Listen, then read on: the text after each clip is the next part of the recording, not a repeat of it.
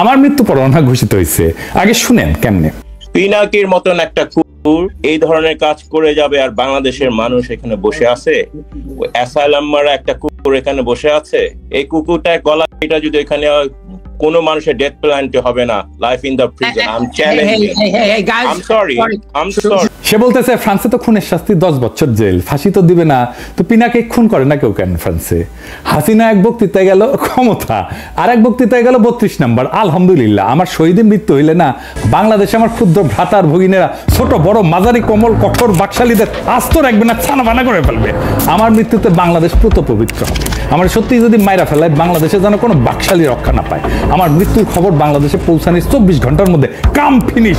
পিনাকিকে মেরে ফেলার হুমকি দিচ্ছে আওয়ামী লীগ। বিষয়টি নিয়ে সামাজিক মাধ্যমে ইলিয়াস হোসেন লিখেছেন, আমেরিকা এবং ফ্রান্স থেকে কদিন ধরে আমাকে, কনক সরোয়ার এবং পিনাকি ভট্টাচার্যকে নানাভাবে হুমকি দেওয়া হচ্ছে। বিশেষ করে পিনাকি ভট্টাচার্যকে সরাসরি হত্যার হুমকিও দেওয়া হয়েছে।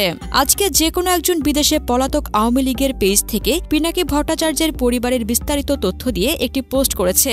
উস্কানিমূলক সেই পোস্টের মাধ্যমে দেশে থাকা আওয়ামী লীগের নেতাকর্মীদেরকে অঘোষিতভাবে পিনাকিদার পরিবারের উপর হামলার নির্দেশনা দেওয়া হয়েছে।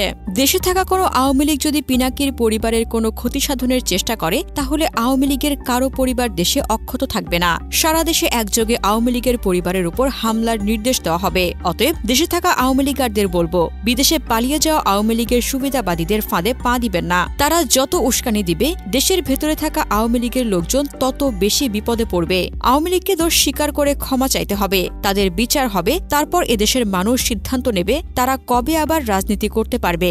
একটা জিনিস মনে রাখবেন, হাসিনা তার পরিবার এবং আত্মীয় স্বজনকে তার পালানোর একদিন আগেই সবাইকে বিদেশে পাঠিয়ে দিয়েছে। অতএব আপনাদের কথা চিন্তা করে নাই।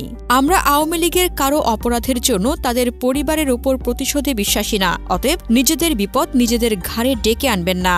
এদিকে এক পোস্টে পিনাকি লিখেছেন, প্রিয় দেশবাসী, বাকশালীরা আমার পরিবারের সদস্যদের ব্যক্তিগত তথ্য প্রকাশ করে দৃশ্যত আমার পরিবারের উপরে চাপ সৃষ্টি করার এবং আমার বগুড়ার বাড়িতে হামলা করে বাংলাদেশে একটা অরাজক অবস্থা সৃষ্টির পায়তারা করছে।